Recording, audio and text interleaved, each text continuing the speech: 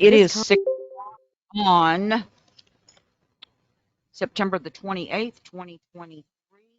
The meeting of the Rome City Council will start out. We do have a quorum, it looks like. And we'll start out with our invocation, and that's Pastor Van Zant.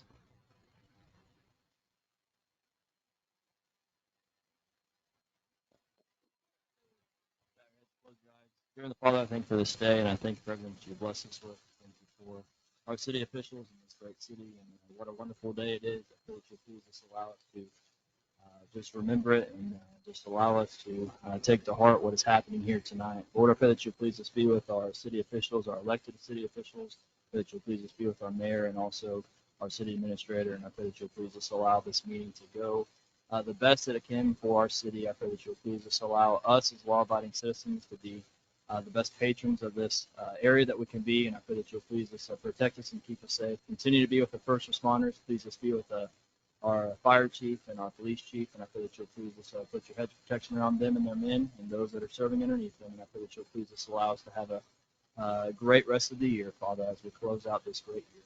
In Jesus' name we pray. Amen.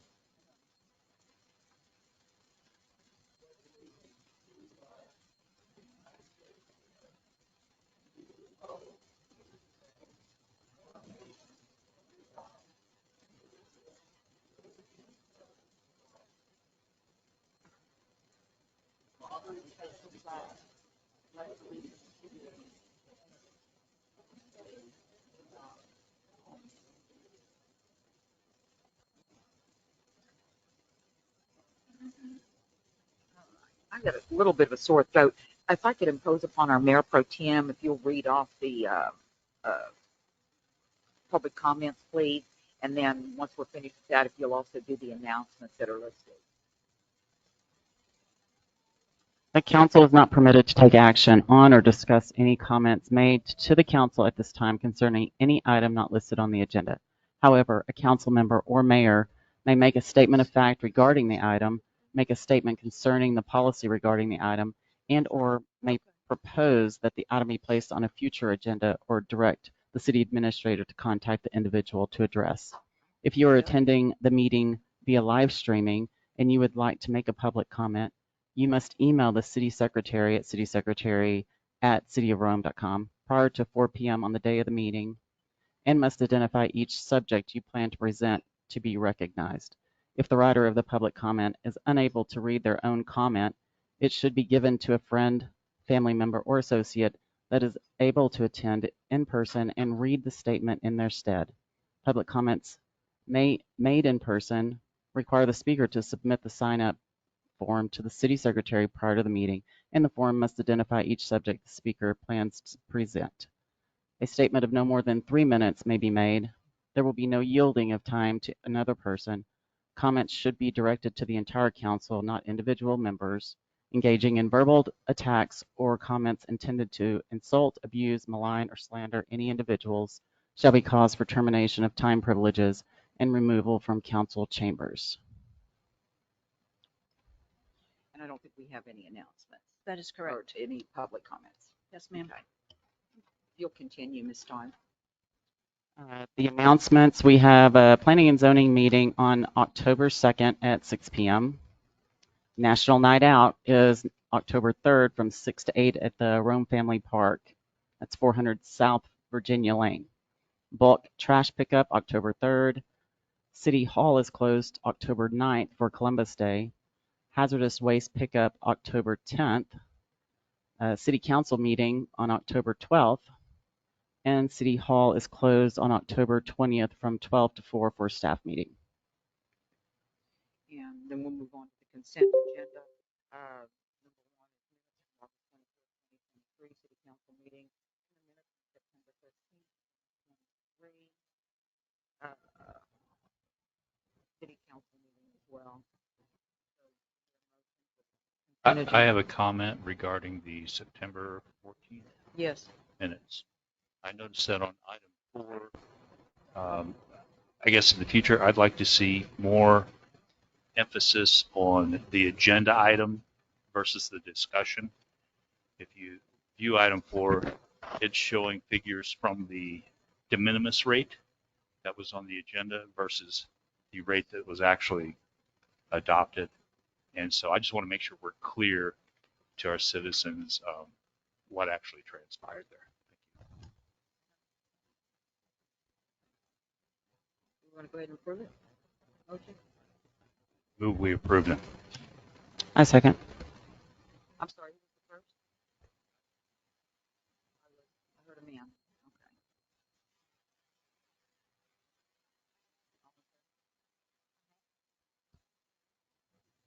All right, we're going to the regular agenda, and this is again with that we move one item, the bad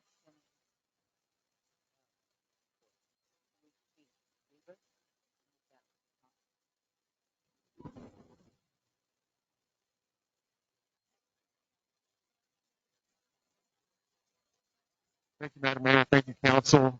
Tonight, we're embarking on an adventure with the police department where we have spent the last 2.5 years kind of rebuilding this agency, trying to be more in line with professionalism, accountability, and teamwork. And along with that goes branding.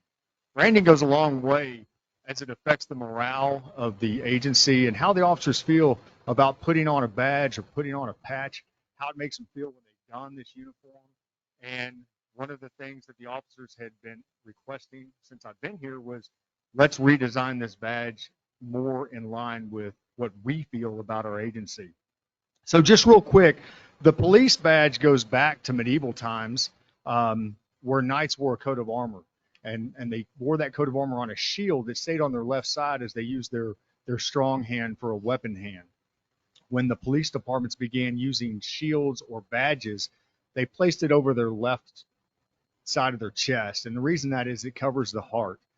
If you've been to any of my discussions about law enforcement and what it means to me, you'll hear me say the phrase, the heart behind the badge. Well, that's what we're talking about tonight. This badge is over the heart of each and every officer in this agency, in this room. It means a great deal to us. Anyone can put on a badge. It has no significance other than a piece of metal stamped in a certain manner, but it's the heart behind the badge that defines the officer and defines the officer of the Rhome Police Department. So the badge, where did it come from? Well, the first agency that was recognized to have used a badge that they pinned to their chest was the Boston Police Department. So the badge that we use here in Rome is a tribute to those first officers that pinned a badge on their chest. So the shape of our badge is the shape of the Boston Police Department's badge. And that's not because any of us are from Boston or from Southie or anything like that. It's because actually Aaron Soltaire and his predecessors had chosen that badge shape. And we had just wanted to redesign that. So what we came up with is the same as Boston, but we wanted an updated badge. And what they said was, we want something bold, we want something classy, and we wanted something that signified Texas. Our badge was designed by Officer Soltaire, and I think he hit a home run on all of those. So each one of our new police badges will have their officer rank, meaning officer, sergeant, or chief. It'll have also their unique badge number. And we've gone to a badging system. Officer Soltaire is badge number 101. In perpetuity, there will never be another badge number 101 other than Officer Soltaire. That will always be his badge number, and nobody else will ever have that number so long as the police department's here. The center medallion spells out Texas around the star, and the background is highlighted with a sunburst behind the state of Texas. That's the gist of what this badge looks like. You're going to see it as it's pinned on. What we're going to do is I'm going to have Officer Soltaire come up for just a minute, kind of tell us where he got the inspiration for this. And then I'd like to play a video that my son created to celebrate this achievement and this milestone in our department's history.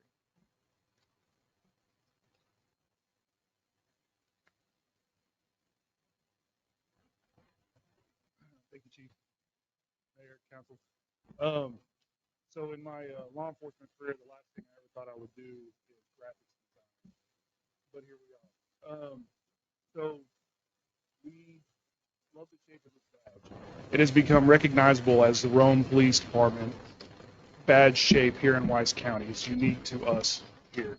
So we wanted to keep that shape, but also create something that was unique. And just as, so we took the state of Texas, and we also wanted to do something a little different with the as Chief was saying, Sergeant Grant going back and forth, trying different ideas, finally came up with this one. We also have it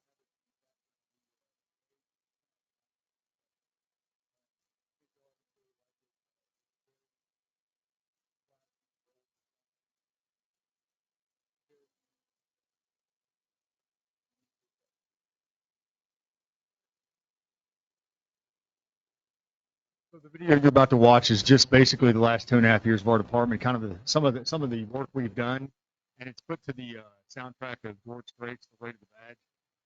We know since I've been here, the weight of this badge can be heavy at times, but we're so proud to be here. We're so proud to work for the city of Rome, and I hope you enjoy this story.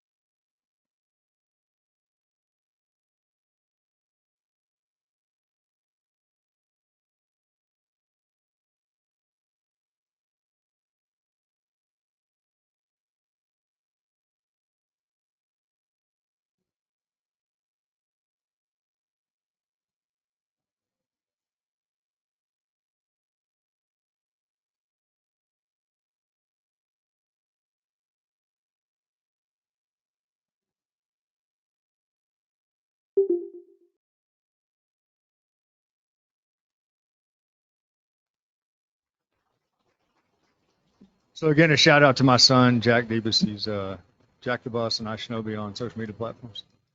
Uh, what we're going to do now is pin the new badges. We'll take the old ones off and the new ones on. If I could have Officer Lord, Officer George, and Officer Bernard come to the front with their respective better halves. And we've been practicing this, but we might fumble a little bit. Okay, all three, y'all come on up. If y'all just stand right in front of Mayor Mitchell and if you'll pin the new ones on, maybe give each other a little kiss or something, and then we'll have three more come up.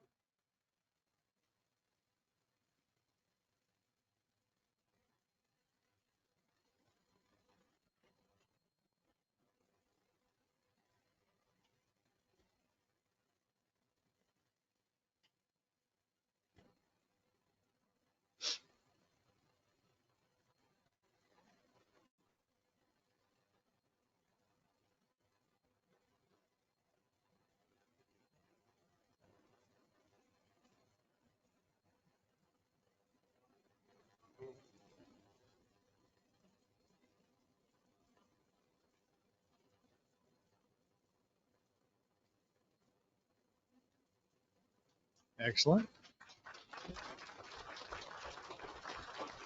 Officer Munoz, Officer Hatchell, Officer Moore.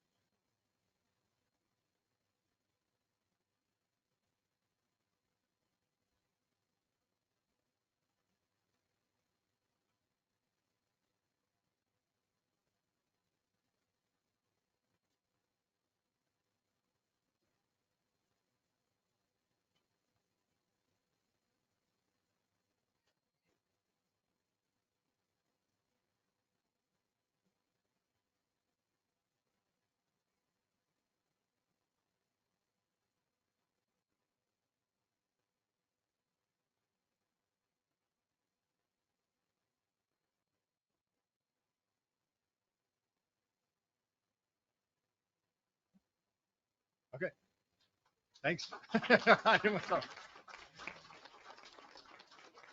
Officer Solterre and Officer Garrett.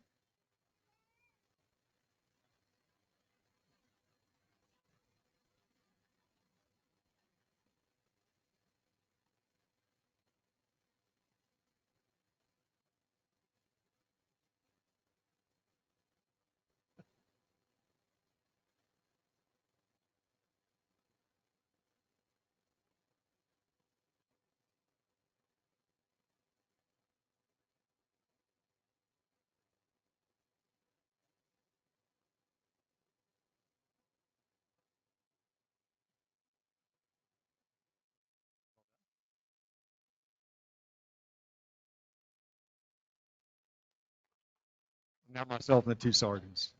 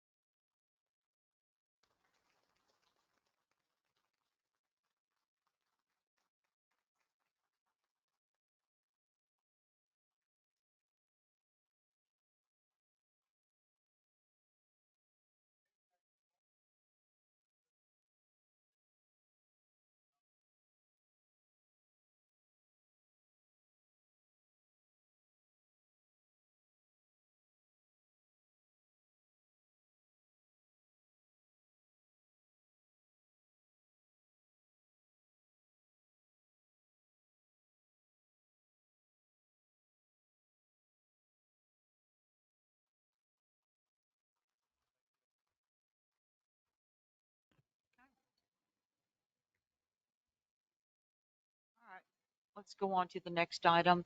Grant Works. We do have our Grant Works representative here tonight, Mr. Rob Barthen. I will invite him up to the microphone. He has given you all a handout of a grant that he discussed with me, was it 2 weeks ago, sir? And we'd like to get some feedback on that grant. You have that flyer there at your table, as well as he can answer some additional questions on what Grant Works does for the city and how they work on behalf of Rome. All right. I haven't felt that safe since I lived in Alpine in my neighborhood. I had the Texas Ranger, State Park Police, and 4 other DPS officers that lived in my neighborhood. So that's all right. Alpine, as in Texas? Yes. I'll just give you a quick background. I was with Texas Department of Agriculture for 7 years, so I'm familiar with our CDBG. I actually did a CDBG site visit for the water tower project that's in the engineering phase right now. So I was very familiar with that. And I've been with Grant Works since February. Tonight, just going to talk real briefly on the RCP program. That's Resilient Community Program. It's a planning grant through the General Land Office, and it's for mapping. You can kind of see there on the flyer there, but I'll go into a little more in depth on the infrastructure stuff. On the infrastructure, it's going to be a wastewater study, a water study, thoroughfare study, street condition study, and then central business district zoning ordinances. It'll help get your zoning ordinances. And this all stems from the 2015-2016 floods that were in most of North Central Texas. Council of Governments was covered by that, and it's to look forward, look forward with future growth. Everyone knows this part of Wise County is growing. The Metroplex is coming this way. So it's going to look at those areas that if there was flooding in that area, it also gives suggestions for zoning to have zoning ordinances 2 foot above flood stage. And also you'll get full new maps, printed maps. I've been to many city council meetings since with Grant Works and with TDA where there was, they're replatting something or a zoning issue. They pulled out those maps. Y'all might have had it done. Last planning grant that I saw that the city had was 1997. I'm sure y'all maybe had a comprehensive plan since then, but it'll update all those the maps. This all has to do with your hazard mitigation plan, which are part of the Wise County plan. You don't have to have your own, just as long as you're part of that. It has no low to moderate income requirements, which many grants do. And then also, there is no match. This is 100% funded, so the city won't have to put any money towards this. What's the value on it? The grant is up to $300,000. We'll be nowhere near that.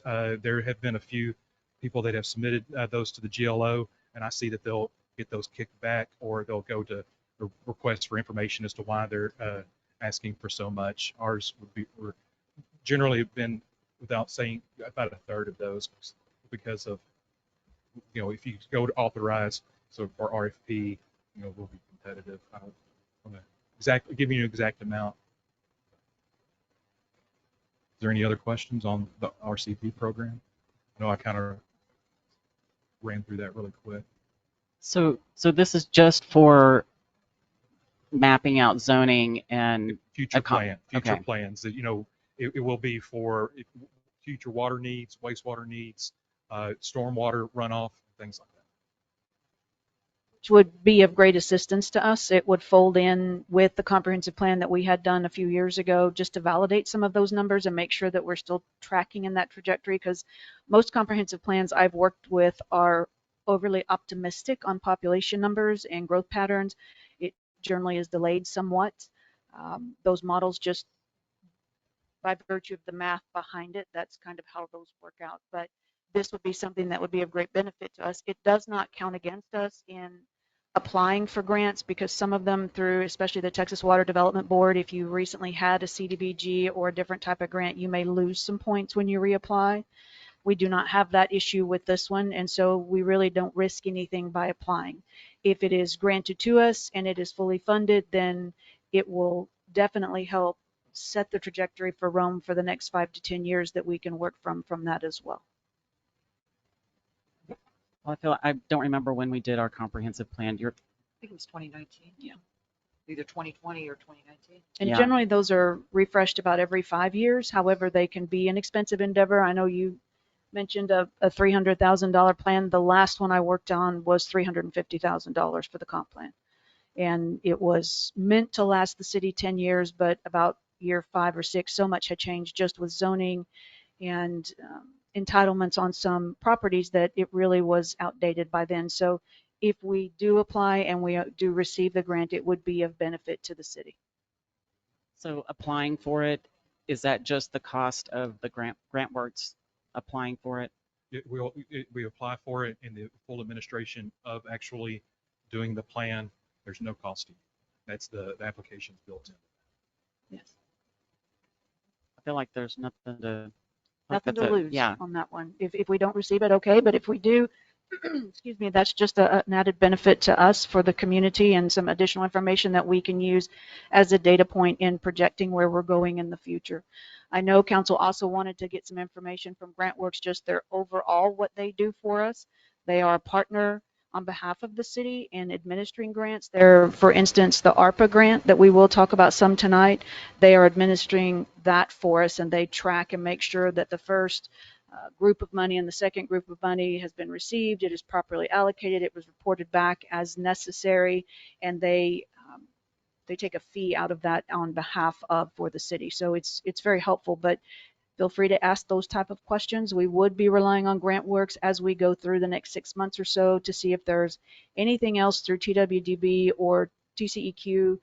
Mr. Loftus and I spent an hour and a half with Mr. Dominguez on a call today relative to those items, which we'll bring back on your October 12th meeting to kind of go through what we learned and what options may exist for us. But GrantWorks would be a partner in anything we move forward capital improvement wise as well. I would like to add that this is not, we're just not going to show up in 24 months if you're awarded the grant and say, here's your stuff. Very interactive. Our planning team will come, have meetings, city staff, and any council that want to be there. There'll be public meetings as well as to what the public thinks, and then there'll be a follow-up when the plan is presented as well.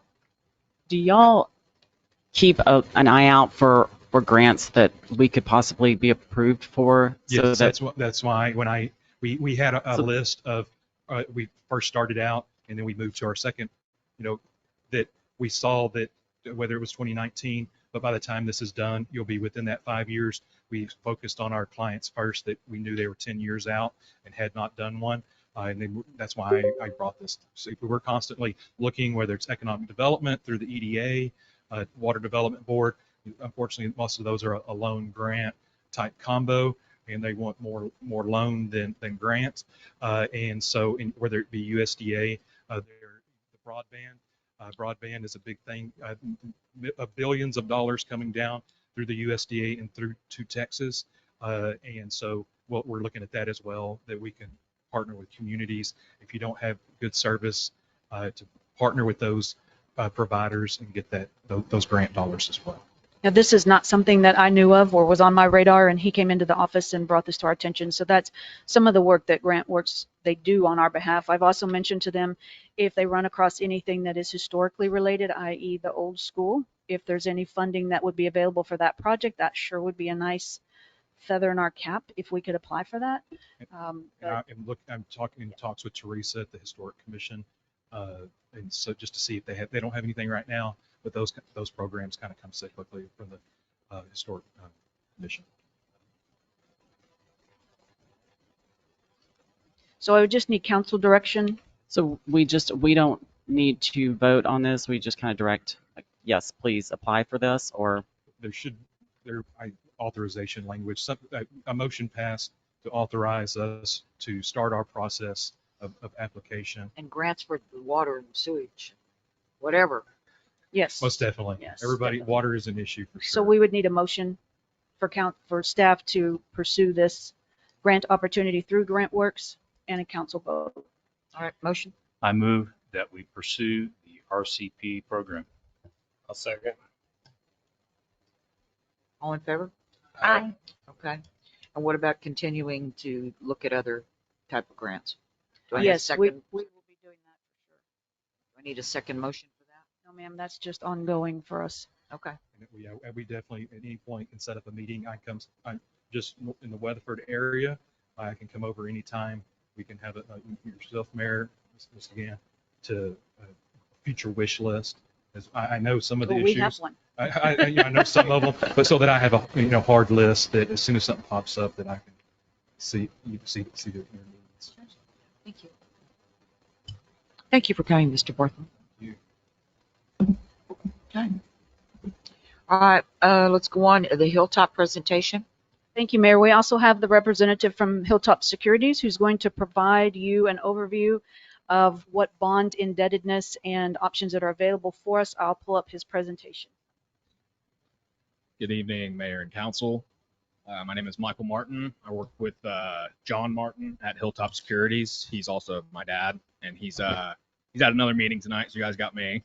I'm just going to go over a few different types of debt that municipalities have, specifically cities. Ms. DeGan reached out to us. I think it was probably at the beginning of the year to kind of get this process kind of started, and so we sent her over some various materials, and then she thought this would be a good time for us to come and speak with you all. And so I'm just going to go through PowerPoint. Not going to take up a whole lot of y'all's time. So just going over the common types of municipal debt in Texas, we have general obligation bonds. That's the most common type. That's what every single school district is going to be issuing. Everything's voted there, has to be voter approved. You guys, I think, had gone out for two different elections, I think in 2020 and 2019 maybe, that they failed, but that is definitely one way you can go about it. Another way is certificates of obligation, which I think you guys also attempted, and I can't remember if it was before COVID or after COVID, but It was before COVID. It was 2019. 2019. Okay, that was the one that got protested. $2.6 million. Yeah, and so that's unvoted. But the thing that is important to know about that is it's subject to petition, and so if there's 5% of the voter roll signs a petition, then it's a protest. So you have to go back to the voters to do a general obligation. Tax notes, unvoted and secured by ad valorem taxes. The only limitation on that one is it's a 7-year maturity. So we usually like to have shorter term projects be associated with that. We like to have the average life of the projects be associated with the debt amortization that goes along with that. Utility system revenue bonds, those are unvoted, secured by enterprise revenues, surplus revenues from the utility system. Pretty straightforward there. You can go to the next slide.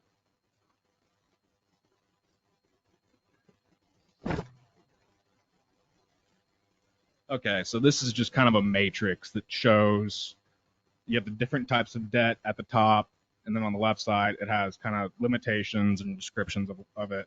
So for GO bonds, you have a bond election only in May and November. Thankfully, we can still do May right now, but the legislature is trying to attack that right now. So we'll see how long that lasts. Secured by taxes, ad valorem taxes. Longer issuance process and pricier due to election. You have to pay for the election process and all that. Typically, you go to the rating agencies. You have to get a rating. It does take a little bit longer, but it's pretty normal. It's about a 90-day process. And then the credit rating is what we get whenever I just said go to the rating agencies. I believe you guys are rated with S&P at an A+, which is great for the size of town that you all are, or city, sorry. And then you can see COs. The only action that's required from the council is approval of the notice of intent, and then once the certificates are sold, the resolution. Taxes, and then you can also have those supported by surplus utility revenues as well. We call that self-supporting debt. So if you want to go out and issue without hitting the tax rolls with the CO, you can do that, but the language is still going to be in the offering documents that it's secured by an ad valorem tax if those surplus utilities do not provide enough revenues to pay off the debt. As I mentioned earlier, it's subject to the petition, and it has the same credit rating as the GO. Tax notes, no public approval. Same thing with COs, taxes or revenues, and like I mentioned previously, maximum maturity of 7 years. Utility system revenue bonds, no public approval, utility system revenues only. Coverage requirements, so coverage requirements basically like we like see a lot of times we'll see 1.5 times coverage, and basically that just means that you are bringing in 150% of the revenues required to pay off the debt. So 1.5 times what the debt is required to be paid off, you guys have that in revenues available as a backstop. And it does have a little bit of a lower credit rating. It's not by much, but just because it's only secured by the utility system, it's going to be a little lower rated.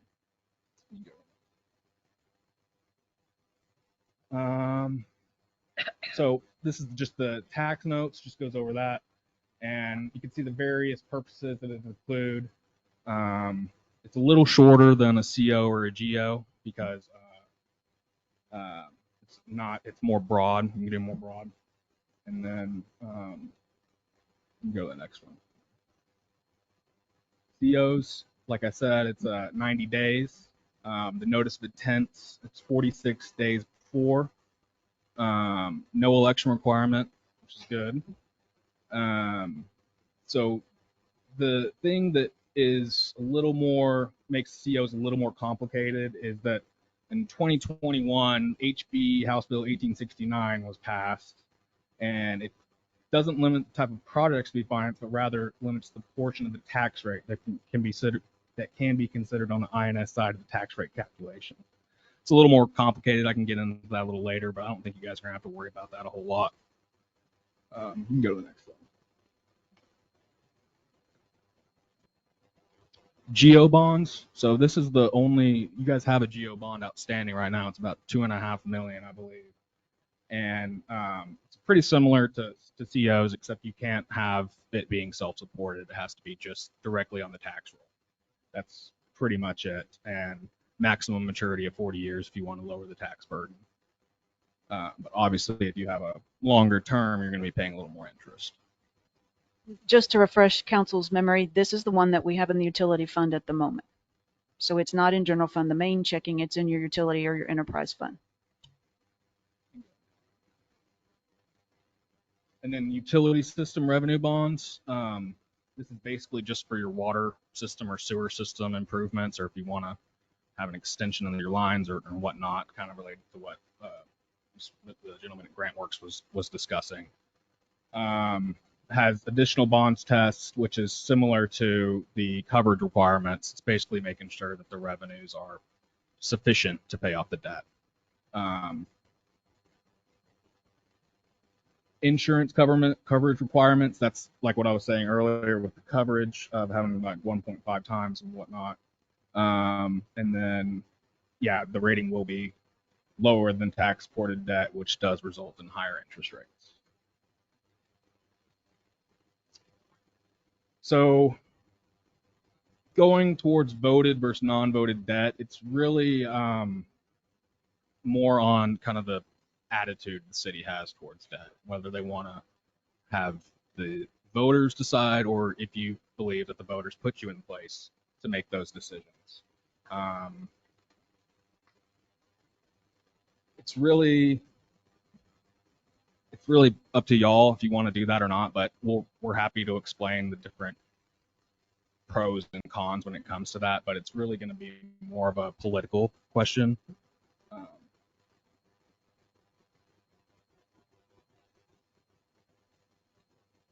So yeah, also the typical non-voted debt is issued for health, safety, and welfare projects for financing needs rather than wants. And then the CO petition there as well, as I mentioned earlier. So this is just some statistics about the debt that was sold by Texas cities in 2022. And so you can see the total number of all issues sold by Texas cities, 507. Total voted debt sold by Texas cities, 46%. Of voted debt sold to total number of issues, 9%. Total dollar volume of all issues sold by Texas cities is $13.8 billion. Dollar volume of voted debt sold by Texas cities, 1.3 billion. Percent of voted debt sold to total dollar volume, 9.54%. So you can see the bold face at the bottom, other words less than one, and 10 debt issues sold by Texas cities were voter approved. So this is what I was talking about earlier with the 2021 regular session. I don't think this is going to really be something that you guys will have to worry about too much. They're really, it's more kind of geared towards larger cities that issue a lot of debts, and they want to be able to use it in a more broad way. And the legislature wanted to restrict that for COs. And so you can see that self-supporting debt is one of the exceptions. That's going to be if it's supported by utility revenues. The grants, like y'all were just discussing, along with the water board, designated infrastructure, which we'll get into in a second. Refunding bonds, which is just if you have outstanding debt already, you want to replace that debt with lower interest rate debt. It's kind of like refinancing your house. Emergency borrowing, renovating, improving, or equipping existing buildings or facilities, vehicles or equipments, and project located in a TERS. I don't think you guys have any TERS, so it doesn't apply to you. If I could ask a question, one of the things that came up in our conversation today with TWDB, and since you have it on your slide deck, if the city goes out and attempts to apply for those programs through TWDB, which we learned takes, what, Mr. Loftus, almost 2 years It from can be start to finish? 12 months to 18 months. How does that, I asked the question of them and they very professionally sent me back to you. What happens on our end if we pursue that and we have to sign certain documents that say, yes, we will accept the grant and yes, we will follow through with our obligation? Because one type of note that they issued, the defund, they base what they borrow on what's applied for. So if we submitted a grant application for that or a low interest loan application for that, and then we follow through with contractual obligations, what happens here? Does it have to go on a May or November election ballot? No, Okay, it does not. That's what I don't quite understand. Yeah, it's just they'll be issued in a CO, and so once the funding is approved by the water board, it's not like a public offering. You don't have to go to the rating agencies or anything like that. The main advantage of water board is it's extremely low interest rate, or sometimes it could be a grant. But if it is a CO, isn't that subject to petition? Because I know in talking with you all, we've had that happen. I believe here before. it is. I believe it is, but Okay. it would be something that you as a city would have to go out and explain to the citizens Right. that this is extremely low interest rate. It's a great deal. We've worked on this for a year and a half sometimes, and it's something that a project that we know it needs to be done no matter what. You're gonna have to get it. You're gonna have to do it. So it's really something you have to communicate with the voters, and it can be difficult for people to buy that, but if you show them the water board approval and what the rate they're going to get, I mean,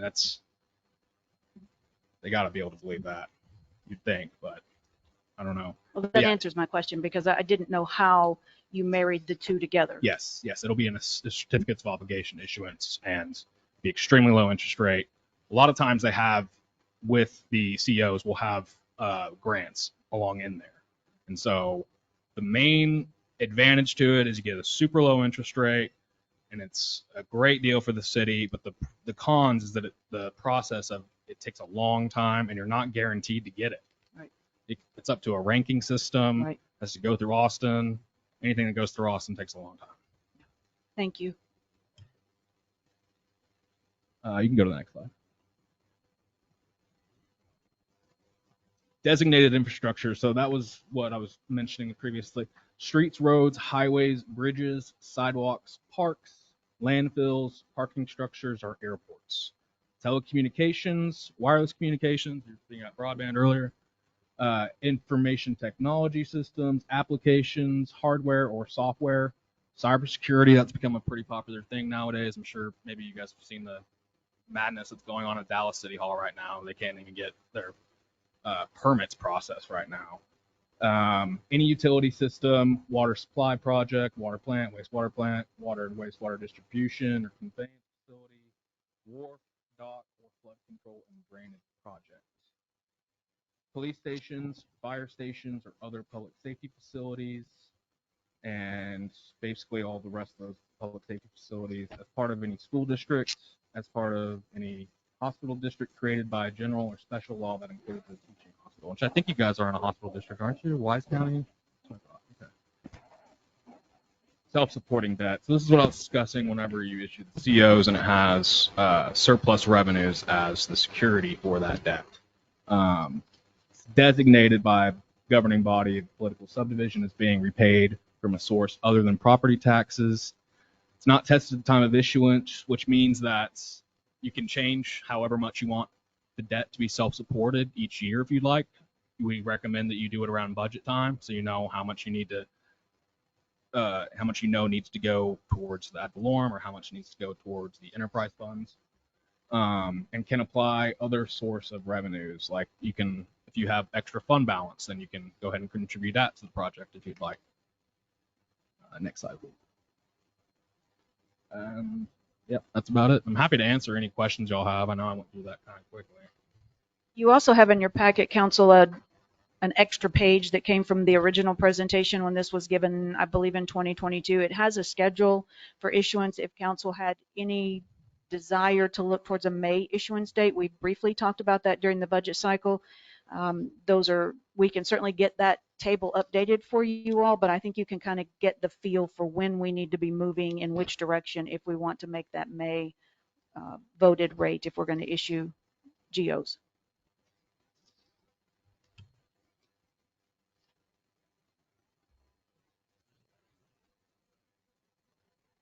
Okay, so for the utility bond, any kind of revenue bond through that utility fund, do we have 1.5 times our revenue to do that? Not currently, we do not. I mean, it depends. Let me rephrase that. It depends on how much you issue. Right. So we do have some cushion in that fund. We're still working through what that looks like based on the rates that were raised 2 years ago and the amount that wasn't issued as a result of that vote by council. So we're still going through the audit process on that to see where we sit currently. So if we issued a small number, $1 million, I think you all told me was a $77,000 service per year. In the first year, you mostly pay interest. We could likely service that, yes, but I don't know. It just depends on the issuance amount that council sets. One thing that kind of bothers me is that, in our agreement with Walnut Creek, is that, they've committed to 1,050 gallons per minute, but we only receive 300 or 400 gallons per minute.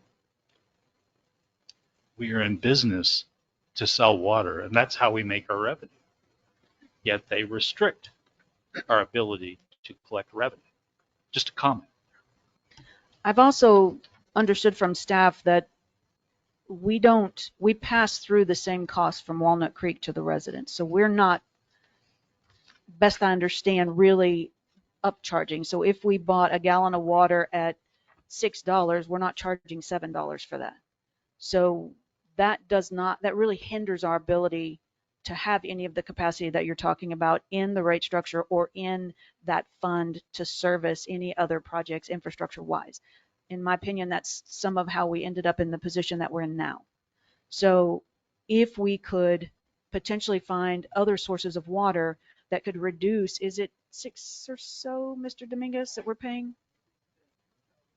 610 per 1,000 gallons. So I apologize, at a gallon, that certainly is a lot higher than we would want. But when you drill your own wells and we self-produce that cost is cut by about 80%. So we're paying a premium for 100%, let me rephrase that, 99% of the water that we receive because the wells that we currently have online are not generating very much at all in comparison. So one of the things that Mr. Dominguez and I sat on a call this week to talk about as it related to getting this information together and talking with Mr. Martin and what it might look like for bonds and infrastructure repair is what would be the cost. We talked with Upper Trinity about wells, and so that will be on the agenda for the 12th of October, and we will provide you with a broad overview of that as well as the TWDB conversation we had today.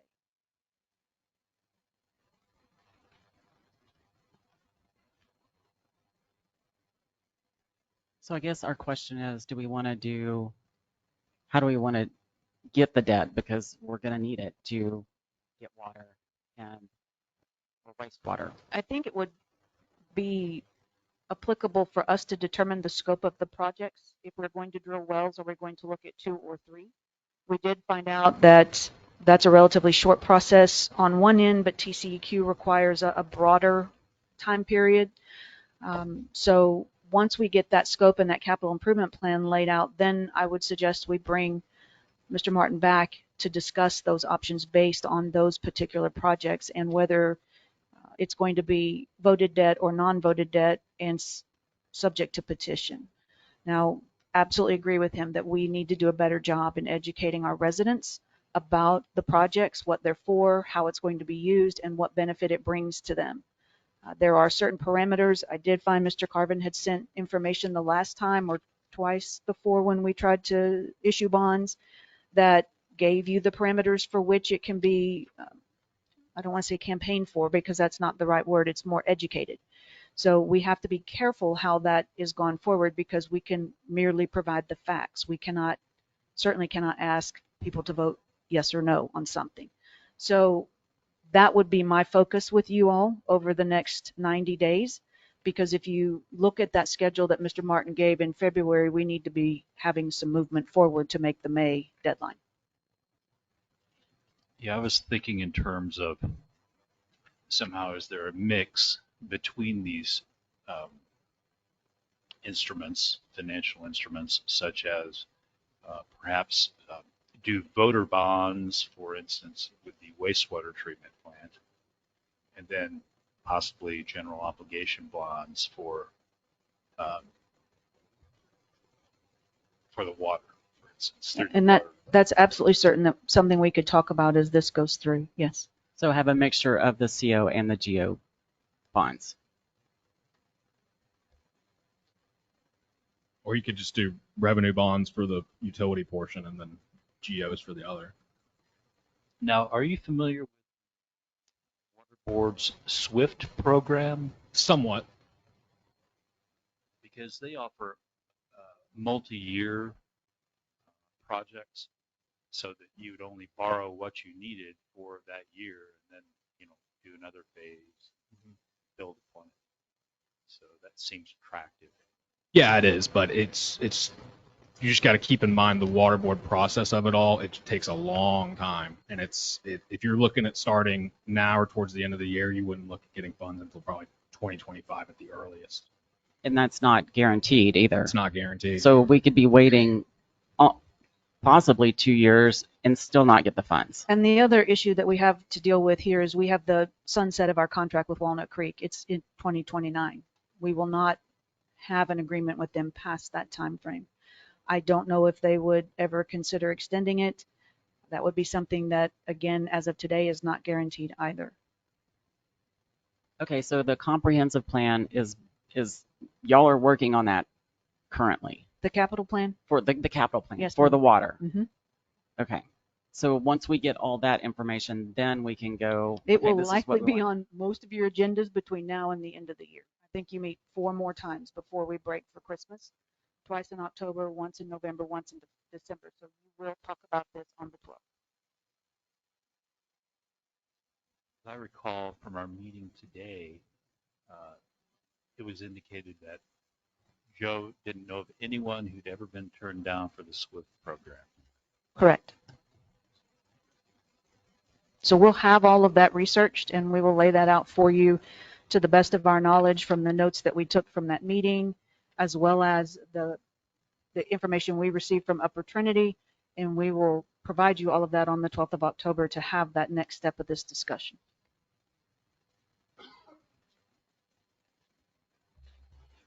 Any other questions for Mr. Martin? Thank you, sir. Thank you. Thank you, Mr. Martin. Okay, let's go on. Engineering firm review, and that's Councilmember Ty. So I know we've been Thank you. using Kimberly Horn. Am I saying that right? Kimberly Horn for a few years, and I just wanted to make sure that they were still working for the city. It was it was something that staff still thought was appropriate for our city. So I've had about a year now working with our representative from Kimley Horn. And in my interactions with Kyle, he's been responsive. I have not had issues getting a hold of him. I would be concerned to change this coming fiscal year because of the historical knowledge that he has about our systems and the maps and where the manholes are and et cetera, given the projects that are coming up.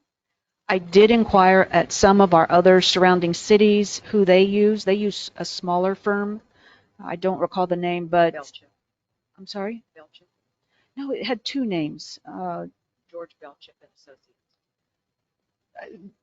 I'm not sure Smaller. which one. Jacob Martin. Jacob Martin's another big one though. Maybe. What city was that for? Do you recall? Jacob Martin. They're just out. They're all over. They're kind of like Kimley Horn, but they're not. I know there are several, but when we talked Belchip to is out of Trophy Club. New Fairview and to Justin, those were the ones I was able to reach out to. They're using a smaller boutique firm that's a little less large, if you will, than Kimley Horn and some of the others, because what you do here is some of those larger firms take a while to return calls, especially if you're a small city. They are often unresponsive to you. My only concern with Kimley Horn at the moment is their opinion of probable costs that they give us for the West plant and what that number looks like versus if we contracted with someone in the private market. I'd want to make sure that those numbers are good and researched and tight for us, because I know in talking to some of the developers with, say, a lift station or a wastewater plant they put in, the cost was half what was quoted from Kimley Horn. So I still need to research that with our representative and find why these are different, because I don't really know. Now, there may be engineering requirements and EPA requirements for a city that may or may not exist for private developers. So I'm just throwing that out there as one potential, but that's something that I need to continue to follow up on, because I want to make sure that we are paying a competitive price for whatever project we're getting. I went back and reviewed some old meetings from July of 2022 involving the water rate increase. And I noticed that Kimley Horn was using subcontractors to do some of this consulting work. And I think some of the information they may have provided as far as estimates for revenue from water, it's an estimate, I realize that, but I think they may have missed it. And so I think it'd be important that we would get an engineering firm that is attentive to our needs and doesn't farm it out to a third party. I'm used to working with a city that we hire an independent person to do our water rate studies, not through the engineering firm itself. So that might be something that we want to look at in the future, because someone who concentrates solely on that and works directly for us, it's a different type of a relationship. I remember this name as Friesen Nichols. Is that the one that you're talking that? No, not for those two. PMB uses. I don't know who PMB's engineer is, but yeah, Kimley Horn, Friesen Nichols. There is a firm out of Arlington that I'm very familiar with, Graham and Associates. So there are a lot of them that you can go through. It just depends on when do we want to put out for an RFP or RFQ and go through that process again. But you think it's a little premature since they do have all the historical knowledge of everything. They've been working with us for a few years. My concern would be it would set us back 6 months or better on the projects that we're looking to do in the near term if we make a change now. So can we go ahead, or can you begin looking at an independent water person Yes, to begin directing? Are we okay with that yes. versus the engineering?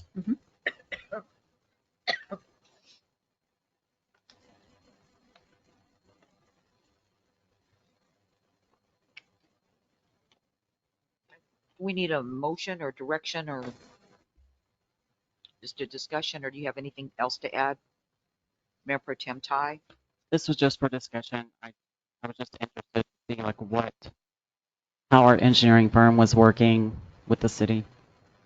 Okay.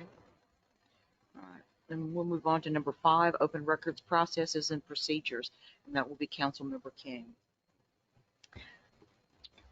I'm not sure how much the rest of the council has seen about this or how much you have worked with open records requests, but in my previous position with the school district, you know, it's not uncommon for us to receive open records requests quite frequently.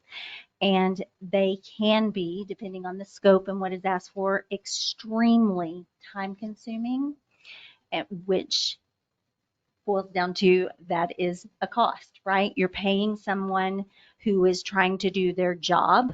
For example, a principal who's trying to do her job, but she's having to pull records and spend a whole lot of time kind of backtracking.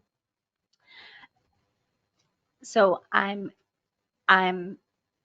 cautious. I understand the need I understand the law that we have to provide open records. However, I am concerned with the amount of time and some of the records requests, and I'm curious as to what the cost of those records are. So for the school district, that all went through one person. We don't have one person at the city whose job is to do the records request, to handle that. So I'm just wondering, because I think I also, and I'm going to refer to the city administrator, but I think I also had heard something at one point, people can request records. You can spend hours and hours putting together a records request. And then when it's come to pick up, someone can go through and say, I just want these 2 pieces of paper, and that is what they pay for. Correct. So what does the law say about that? What can we do about that? Because it's excessive in my mind. I think I would defer to Carvin on some of that. We do have in our code a fee for copying public records that says a service fee for copying public records shall be as adopted by city council from time to time. I'm not aware that we're charging at the moment for those. Now, if someone comes in and they have a document with them and they say, can you make me a copy for court or for something, we do charge them for that. And there is a limit set on how much you can charge by the state. So we would have to follow those guidelines. It's my understanding, or at least I think staff had told me that at one point we used to charge for open records, but I think that was rescinded, but that was before my time, so I don't know the answer to that It question. should be 10 cents. It wasn't anything if you got your responses electronically. I think doesn't state law cover hourly? If we were to charge them hourly for an excessive amount, if they're wanting thousands of emails, notes, you name it. Okay. Yeah, state law does actually set the rates that we can charge, both for hourly work and per page. So we don't have a whole lot of flexibility in that respect. I believe it's $15 per hour for labor costs. I did look that there was something in the law that if it exceeds 36 hours of time, there's a potential for overhead. And I believe there's a restriction that council can place per 12 months of 36 hours of research per requester, but I would need to do some more digging on that. That was suggested at one point back in March of 2020, I believe. And Shannon Montgomery was the city secretary at the time, and she said if you try to restrict folks to that, then she indicated that it was more trouble for her to keep track of it than it would be just to fill the open record. I don't think we're restricting anything on it. It'd be more, we're taking them away from their day-to-day job, and now they're restricted. Basically, they're handling all of these open records requests. So to me, I think hourly rate would be. Well, it's my understanding that we do have that. I thought that it was the job responsibility of city secretary for open records. She does handle the bulk of those, yes, but there are other job duties. And unfortunately, Yes, one of the most recent requests that came in was for a significant amount of information. And I know myself, I have spent at least 6 hours on that request, and we're not done yet. I would like to see the city look into putting in a fee schedule and aligned with what the state will allow, hourly rates, putting the cap on it so that we're understaffed really as it is, right? We know how hard you're working, and we need to be able to focus on moving the city forward. And Yeah, because time constraint wise, I can tell you with cities, the police, I mean, I'll take my city for example. Rhone, each department, we all have somebody who handles those open records. If it needs to go to City Hall, then we have somebody that kind of covers that too. But we have somebody designated to handle those records. It's not somebody wearing multiple hats. And if we're getting excessive requests where now you have the city secretary tied up and all she's doing is open records requests, then how is she able to do her other responsibilities? I can say that one of the suggestions that Mr. Loftus gave was that our technology company could go through and pull the emails, but we do not have that capability. So we have had to go resort, check the dates, see who they're to and from, what's the topic, put it in a file. Now we need to go back and redact all the information that needs to be redacted, and it is taking a while. Yeah, I guess my comment was going to be that they may not have a person qualified to do that type of extraction, but the hourly rate on that would be 200 or more an hour, probably. To have someone do that. Yeah, redaction. It's Well, yeah, and then that's redaction and without the just redaction sorting too. through the electronic. Carvin, at what point does something like that become considered a discovery operation versus a freedom of information? Well, if there is litigation, then yes, the city has the right to respond by saying this is an attempt to circumvent the litigation, the civil rules of procedure. And you can't do that through an open records request. But if there's not any litigation going on or something like that, that argument doesn't fly very well with the AG's office. I mean, I will say this because our firm does represent a lot of cities. This is a very common problem right now. The legislature has not helped cities at all in dealing with this problem. In fact, the legislature seems to be going the other way, making it harder and restricting what we can charge, and they don't really particularly want cities passing the cost on. So it's a But the problem. law does allow it. It does up to a point. I think part of what, and I don't remember the conversation with Shannon, but I think what Shannon was probably talking about years ago is just the prospect of keeping track of her own time and the number of copies she was making. That takes time too, and sometimes it was just quicker to go ahead and provide the copies and not go through that process. It is also expensive though and time consuming to go through the redaction process. I mean, even after you know all these documents can go out, then you have to go through them and look at them physically. Does this contain somebody's social security number? Does this contain somebody's birthday or other information that we're not supposed to release? And so there's still just a physical time consuming process of going through, usually it's electronic, but usually going through those documents. I'm just going to be very transparent. I feel like there are some of our citizens, not all, but there are some that are using the open records process as an attempt to bully our city staff. So what can we do? There are provisions in law that allow for something called a vexatious requester. It is also time consuming, and it also requires a lot of record keeping on the part of the city staff to get to that level. But once you get to that level, somebody that has repeatedly made requests, you can make that argument that it's not an appropriate request. But again, open records traces all the way back to the early 70s. There were abuses. This is the whole idea of open government. It's been designed to make it easy for citizens to get documents. I mean, under our system of government, the records belong to the citizens. And so when a citizen comes and makes a request, they're just asking for what belongs to them. And the problem for us is just logistically gathering up the information and getting it to them without also violating somebody else's rights to keep certain information confidential is just a time-consuming process. And there, unfortunately, just isn't a real good solution to that problem other than you can't say no. I don't think we have any.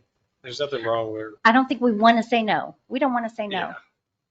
It's just when you're coming in and I want the last year of emails or And it's just, post-it notes. yeah. And just a reminder, under the law, the city cannot ask why somebody wants something. They can ask for anything they want, and to the extent it is a document, we have to produce it.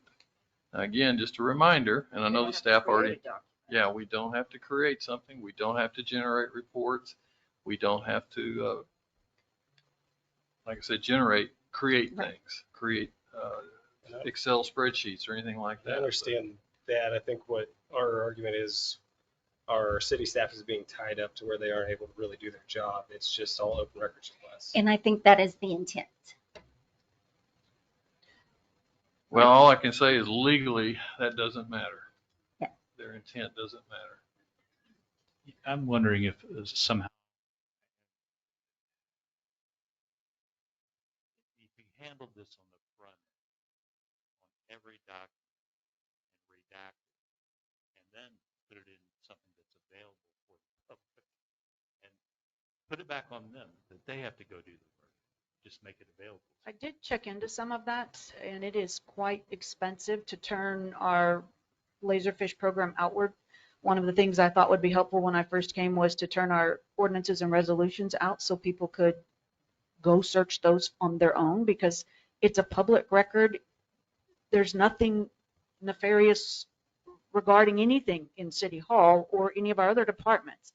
It's just, how do I get it out to them so I can either send a link or they can just go search on their own. But the module for Laserfish was $18,000, and that's just not a good investment of our funds at the moment, just for ordinances and resolutions, because a lot of our open records requests go much deeper, and they want time cards and payroll information and timesheets and contracts and other things like that that do take the time to research and redact and pull together. And we do have I think every city has this, where open records is misunderstood. It is assumed that they can ask a question and they will get an answer. We're under open records and public information, we're required to provide the document if it exists. So we have some folks, I believe in Rome and in previous cities I've worked for, who get very frustrated because they want an answer to a specific question, but I don't have a document that answers that question. When for a lot of folks, if they would just call, we're happy to talk with them about what we can talk about.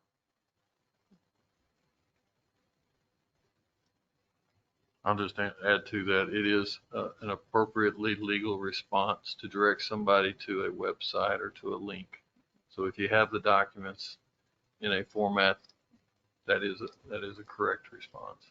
And so if you spend 3-4 hours printing all of these documents and those documents get passed on, they can just pull one out and then And they're not paying a fee for At the what- work that's being done. yeah, at what point can we go, no, you have to pay for everything because that's what you requested? No, you can't do that. So the alternative is to get very specific with what do you want. And again, don't over broadly search your database. Try and narrow it down as much as you can. You do have a right to ask the requester, can you narrow your search? Can you narrow your request down so that I can fine tune it and give you only what you really want? We have tried that, but it causes frustration on the part of the requester. We've had emails sent to us that say we are delaying the process and basically trying to make it harder for them to get documents than it is. And that's really not the case, but it is very time consuming on our end, but we know we need to provide it. It's just, you struggle against that and everything else. And then there are certain time deadlines that the state wants to try and put on these as well, that at times we cannot. It's going to take us longer because the request is so large. So what is the definition of too broad? I mean, you can ask them like, okay, well, can you narrow this search down? And they're like, well, no, this is what I want. Then you have to give it to them. Right. But you don't have to charge them. Well, some You don't cities that have to, have, but you can. I mean, if we had more Yeah. capacity, or if we had more resources, I mean, some cities will dedicate a room and a computer and have all their documents electronically, and they'll basically say, here, you can sit there and press print when you want something. And they can scroll through thousands of pages of documents, and they get to print whatever they want. And they get charged for what they print. We just don't have that capacity, that capability right now. Is that 18,000 for Laserfish? Was that for redaction type software? Or is that just It's just to turn the module outward when we save the ordinances and the resolutions in there. Laserfish is an expensive product, but it's an excellent product. Yeah. That's the one I've discussed with you all, that we have scanned in tens of thousands of records on behalf of the city to make sure that we keep that continuity if something should happen to our city hall like it did in Aurora. So we've made great strides along that line, but um, it's top of the line and it works really well, but it's expensive to buy the modules. And there is maintenance on those modules every Yes. year. Mhm. And what is that? I'd have to go back and look. I don't recall. Because 18,000 is certainly cheaper than an employee. Correct, but I want to caution council that that only turns out ordinances and resolutions, not anything else. And so, there are even some software systems, and I'm hopeful that when OpenGov gets the rest of their work done, that there's a module within their system that allows you to turn out the check register. So people can go see what checks were written on behalf of the city. None of that is closed records. It just takes a while for us to get it together because we generally have one person in each service area doing the work. And though the city secretary does go and is responsible in the touch point for that, she still has to fan out to whomever has the record on their computer and gather it all up and get it into some sort of usable form, whether it's electronic or print, redact what she has to redact, and then provide it to the person.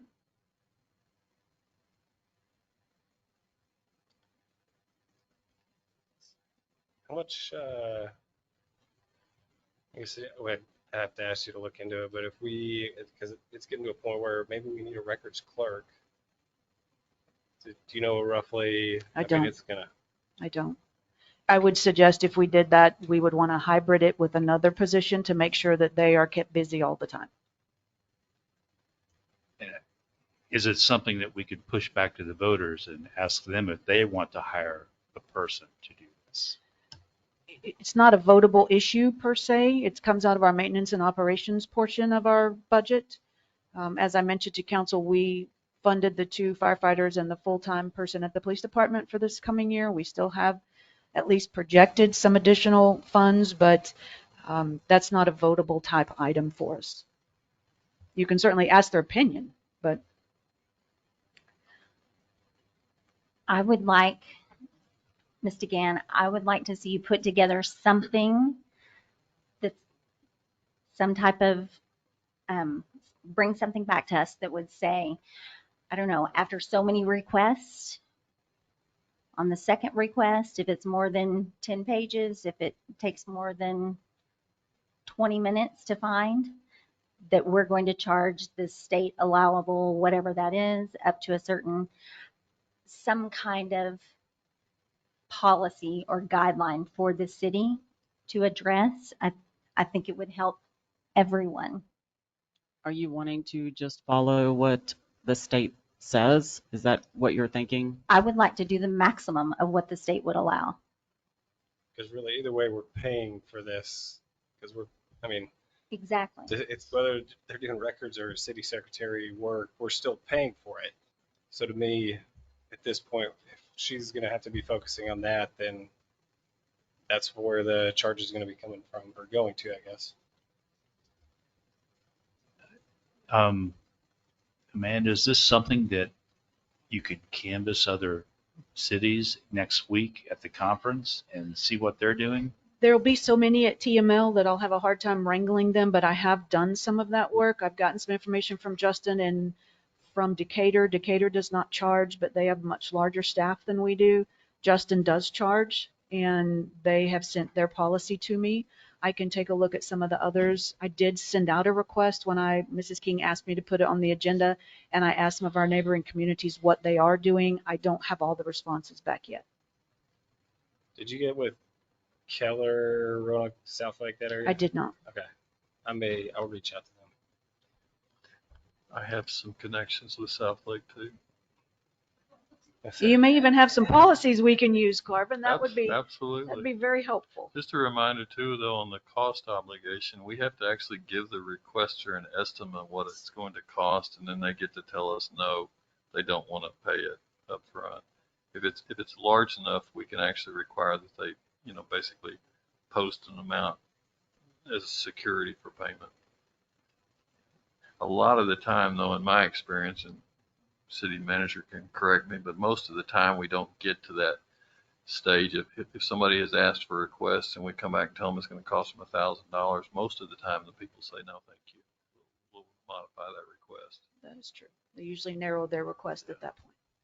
And that would give you guys more time to do normal responsibilities, I guess.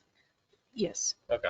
But it still takes that time to calculate. I mean, even to sit down and say, okay, this request will generate how many pages of.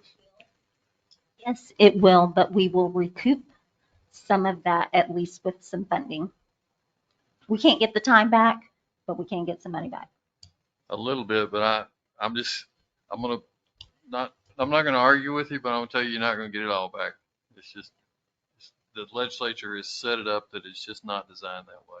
And the amount of work that Shayna might do on the back end, trying to figure out, okay, this is how much it's going to cost for this many. Is that going to be kind of like you're digging your own hole I'd kind of need thing? to check with her and see what her opinion was. I was not here when Shannon worked here, but I have heard some of those same sentiments from other city secretaries that I have worked with. My previous city followed what Mrs. King is suggesting and used the maximum allowable by the state.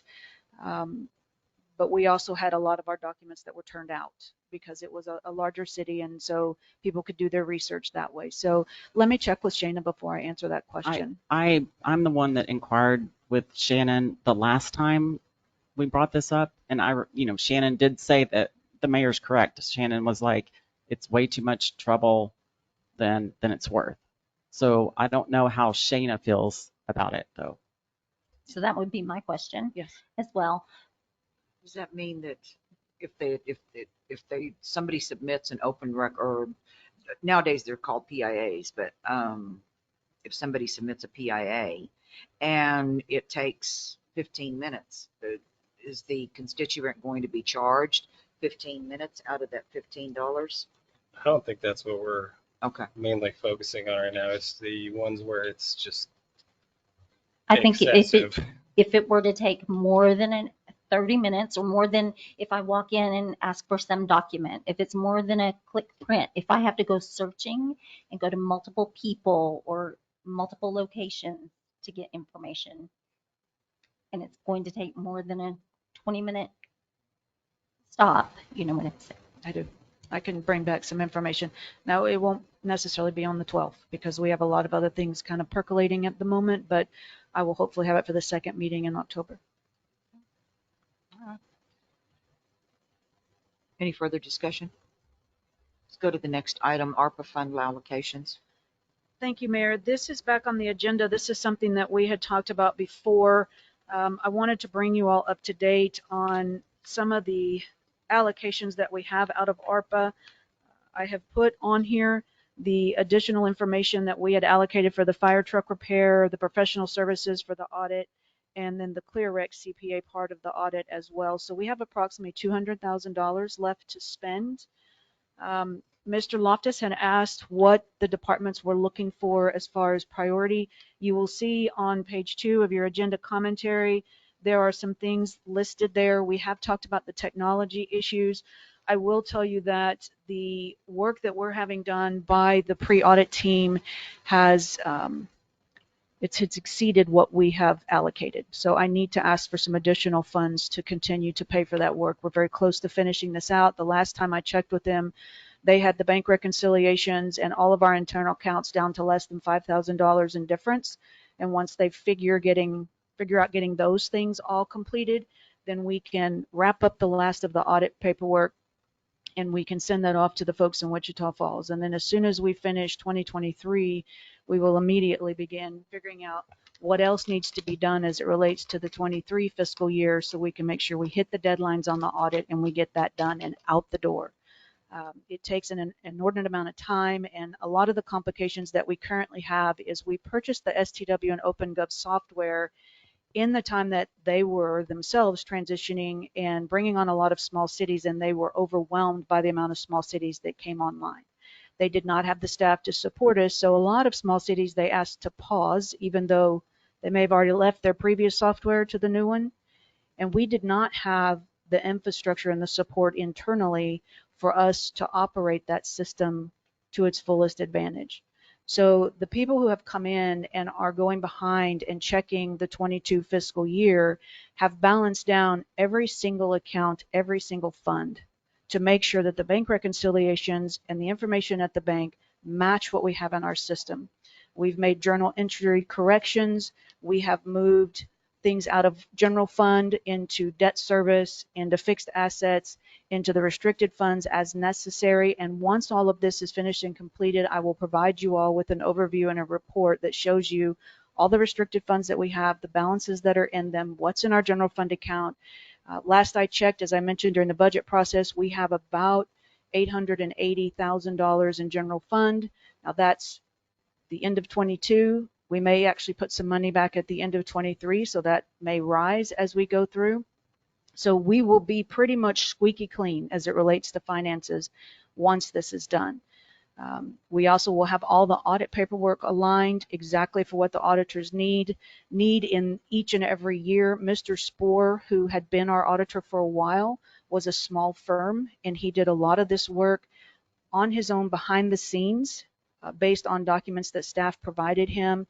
But that was when we were on QuickBooks or Quicken or whatever system that was. And so STW and OpenGov is far more sophisticated, which is great for us. But we've had to employ some of these experts to go in and set up the system correctly, train staff on a variety of the things. They've also audited our payroll accounts.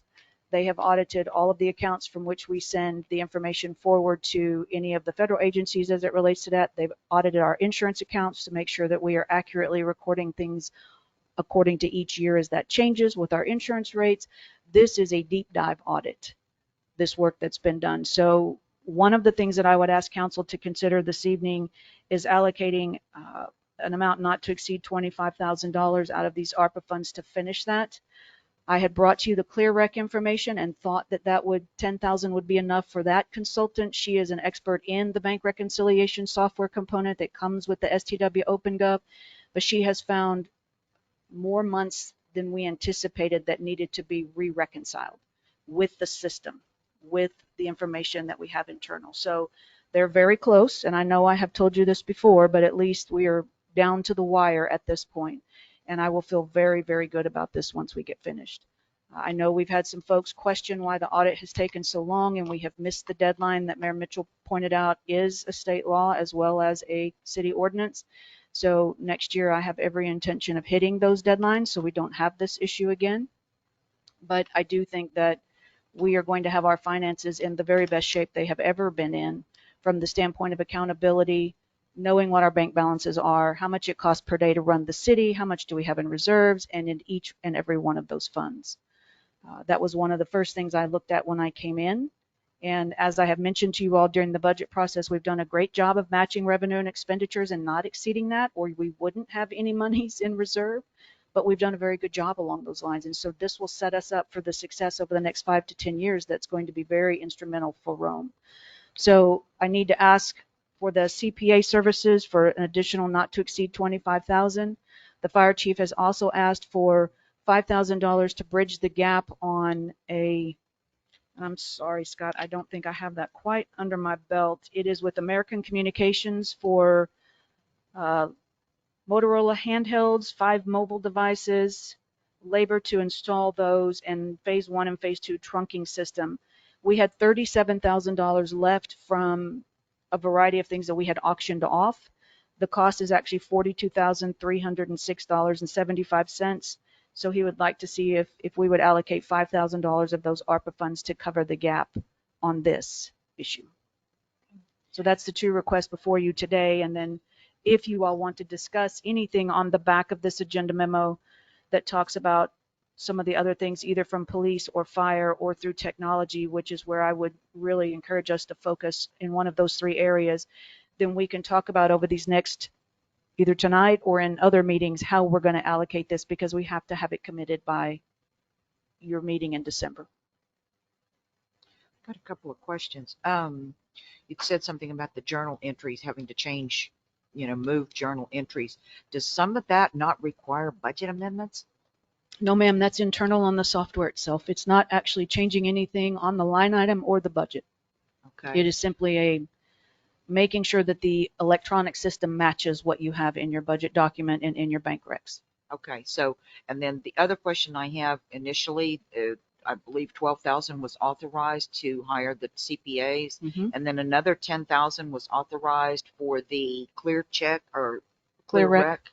And so now you're requesting an additional 25,000, up Yes. to 25,000. Yes. That's $47,000. That's more than what the audit cost. At least twice over more than what the audit cost. Yeah, I think the books are in pretty bad shape, from what I can tell. I had a question on the first page, item number 6, fire truck repair of $30,000. And then on the second page, I have repair of existing apparatus, $30,000. I believe that's one and the same. Okay, that's what I wanted to confirm. Thank you.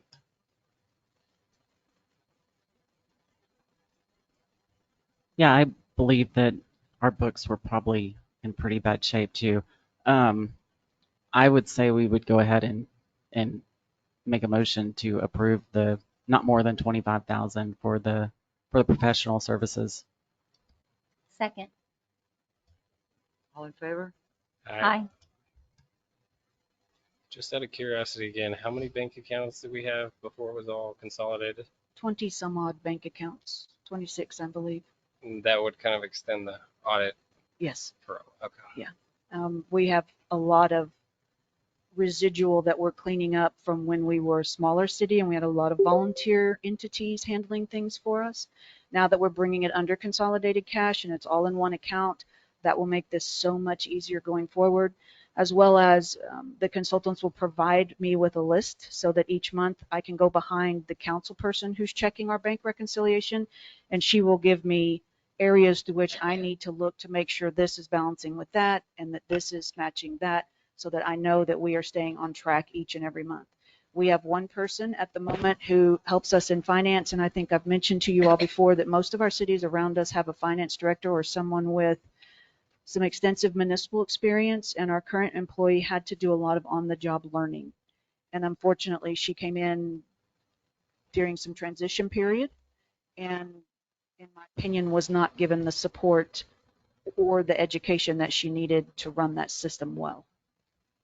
So that's also being rectified. The CPAs are spending a considerable amount of time with both Shayna and Bobby and getting that education under their belt so they know what to do going forward. And this software, the new software, the OpenGov, it has a history. So if you move money, does it show like where Everything is tracked. everything's tracked? Everything is tracked. Perfect. Yes. And you said Chief Estes was requesting $5,000 for For radio? radio equipment that he doesn't have quite that much funding in his budget left. I move that we allocate $5,000, the ARPA Second. funds for Chief Estes and equipment. Hang on. All in favor? Aye. Aye. So what would council's direction be then on the roughly 170,000 that we still need to allocate? Do you want me to put this on a future agenda and give you time to look at the items that are on the back of this agenda commentary? I think your comment about, I just want to emphasize your comment about expenditures that go over multiple years. That really should be a budgeted item, probably. Correct. But I've identified some things that I thought were possibly pretty important to the community and to our safety. And One of those will be the hose and nozzle replacement and the extraction tools for accidents.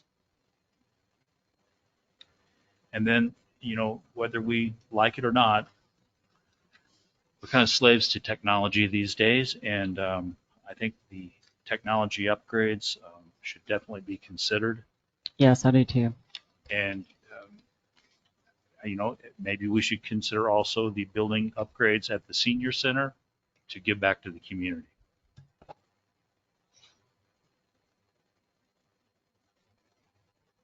I would need to do some research. Let me get some pricing for you because I don't want to exceed what we have that we can allocate one direction or the other. I can put this back on the agenda for the 12th. Then I would move that we allocate $16,000 to the technology, $24,000 to the hose and nozzle replacement, and $32,000 to extraction tools for accidents. Second. So I have a question on the technology upgrades. That's 16,000. What about the technology upgrades for out-of-date equipment? Is that separate? Yes. That is separate. That's what I was referring to, actually. So is that going to be 16,000 also, or is that? So these are two separate items. The technology upgrade, as I mentioned to you before, we have about 10 different either desktop or laptop systems that are getting very elderly and have been recommended for replacement by our vendor. I believe that cost is somewhere in the $75,000 range for all of those.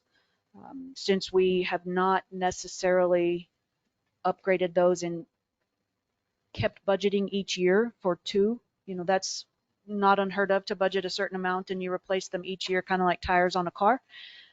We've not done that, so we have a lot to catch up at one time. So that would be one of the things that you might want to look at.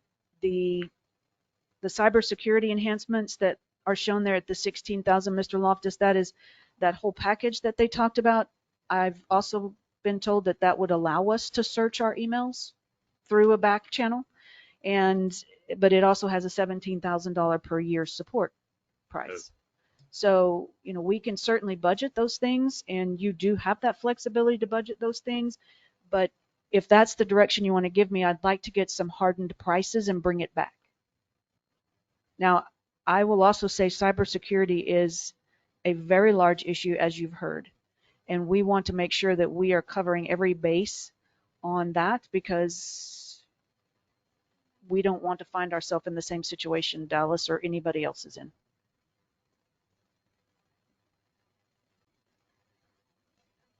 I'd like to amend my motion simply because additional thought needs to be given to the technology piece, I believe, at this point. No. So we'll just vote, and whoever doesn't vote or votes yes, then it goes. If not, then it doesn't. It dies. Is that?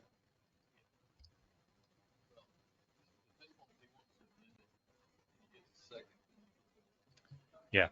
Okay. So I'd like to amend the original motion to allocate $24,000 for hose and nozzle replacement, $32,000 for extraction tools for accidents. I think that's what we're down to there. Okay, and then what about the 16,000 for technology? That's one thing we want to discuss more. Okay, so we got a motion. Second. I need a second again. Second. All in favor? Aye. Aye. All right, move on. Proclamation designated October 8th through the 14th, 2023, Fire Prevention Week, and that'll be Fire Chief Scott Estes. Thank you, Mayor. I'm going to call Fire Chief to the microphone, and since you're not feeling well, would you prefer that I read the proclamation? Yeah, that's fine. I thought he was going to read it. He's got some information and background, and then I can read Yeah, the proclamation. Thanks.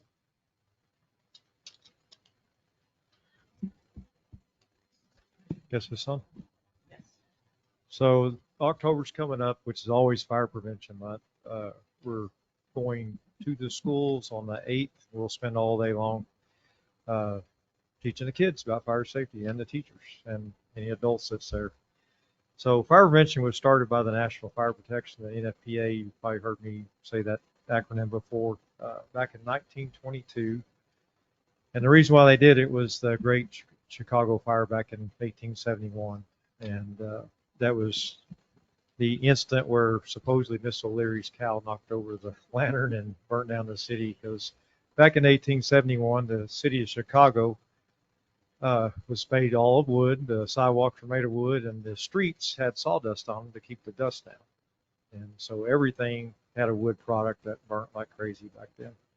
So supposedly when the cow knocked it over, it burnt the whole city down. It burned down 17,000 buildings, killed 300 people, and cost back then, in those days, $220 million, which would be about $38 billion today. So back in 25, Calvin Coolidge, the president, declared it to be a national week of public or prevention throughout the whole United States. And it's one of the longest running ones they are as far as safety goes in the nation ever.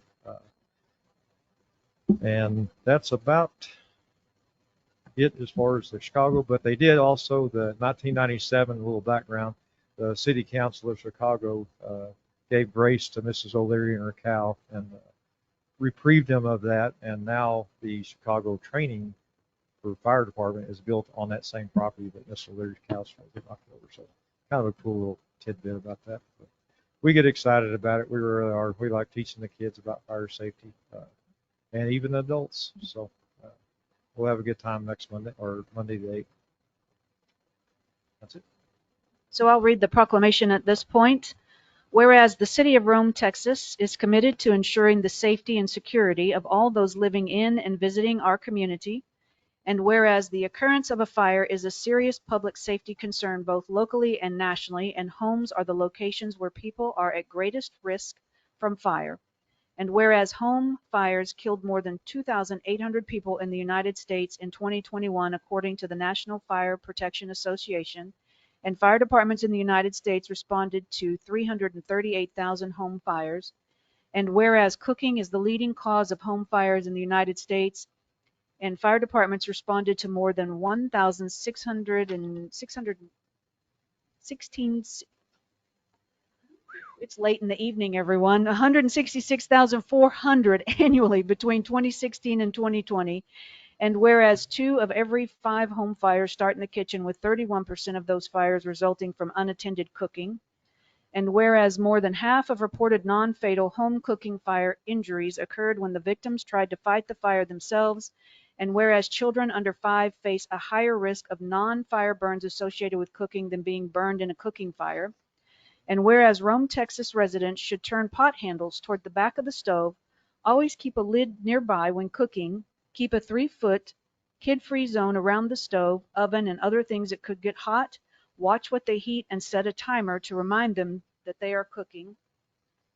And whereas residents who have planned and practiced a home fire escape plan are more prepared and will therefore be more likely to survive a fire, and whereas working smoke alarms cut the risk of dying in reported home fires almost in half, and whereas Rome, Texas first responders are dedicated to reducing the occurrence of home fires and home fire injuries through prevention and protection education, and whereas Rome, Texas residents are responsive to public education measures and are able to take personal steps to increase their safety from fire, especially in their homes, and whereas the 2023 Fire Prevention Week theme, Cooking Safety Starts With You, Pay Attention to Fire Prevention, effectively serves to remind us to stay alert and use caution when cooking to reduce the risk of kitchen fires. Therefore, I, Patricia Mitchell, Mayor of Rome, Texas, do hereby proclaim October 8th through the 14th, 2023, as Fire Prevention Week throughout this state, and I urge all the people of Rome to check their kitchens for fire hazards and use safe cooking practices during Fire Prevention Week, and to support the many public safety activities and efforts of Rome Fire and Emergency Services. I'll get this line. I'm sorry, Wood. We need to vote on a proclamation.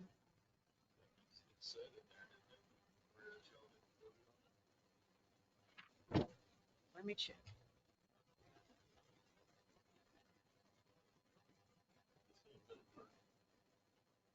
All right, Mr. Adkins is suggesting that we vote on this. Need a motion.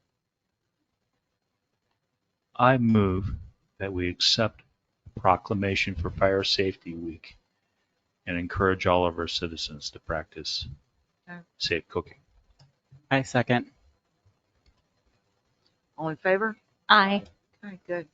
All right. Number 8, ratification of the tax rate. Thank you, Mayor. I did provide council with an updated ordinance, as the one in the packet appeared to be the one from 2022. Even though we kept the rate the same, we do have new individuals on council. This ratification is required when we are going to receive more taxes in the coming fiscal year than the last fiscal year from the ad valorem rate itself. So this is just part of the formal process of moving us through the rest of our budget process. And once this is done, I will send all the remaining documents to the county as required. I have also posted the current budget for the next year that is finished, that was adopted. It is also online with the required documents of the taxing statement, the certified roll verification from Wise County, as well as the TNT worksheets that are required. They've all been appended to the budget either in the beginning or the end. So this is just basically confirming what was already voted on Yes, ma'am. September the 14th. It is, and it does require a roll call Roll vote call as vote. well. Yeah. All right. Do we need a motion or just a vote? Okay, motion. I make a motion to accept ordinance 2023-07, Ratifying the tax rate. ratifying the tax rate. Okay, second. Second. Was that Schumate? Okay. All in favor? Oh, it's got to be a roll Yes. call. Go. Mr. Johnson? Mrs. Ty? Mr. Loftus? Mrs. King? Aye. Mr. Schumate? Aye. Thank you. Okay. Number 9, Wise County Appraisal District nominations.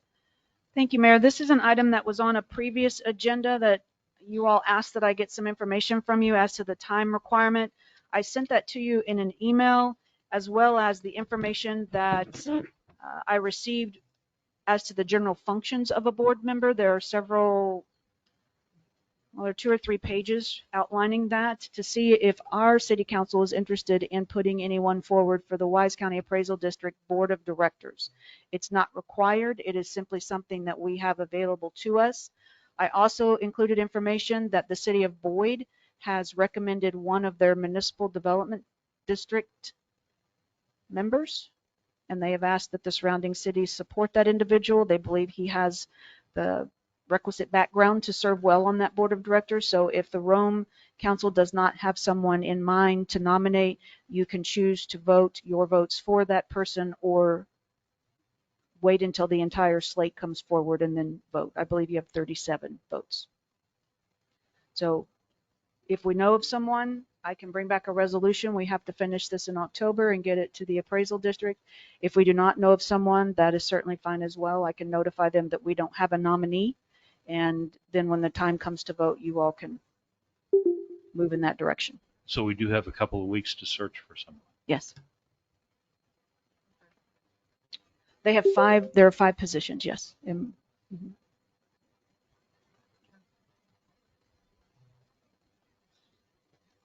We could submit up to 5 candidates. Don't have to, but we can.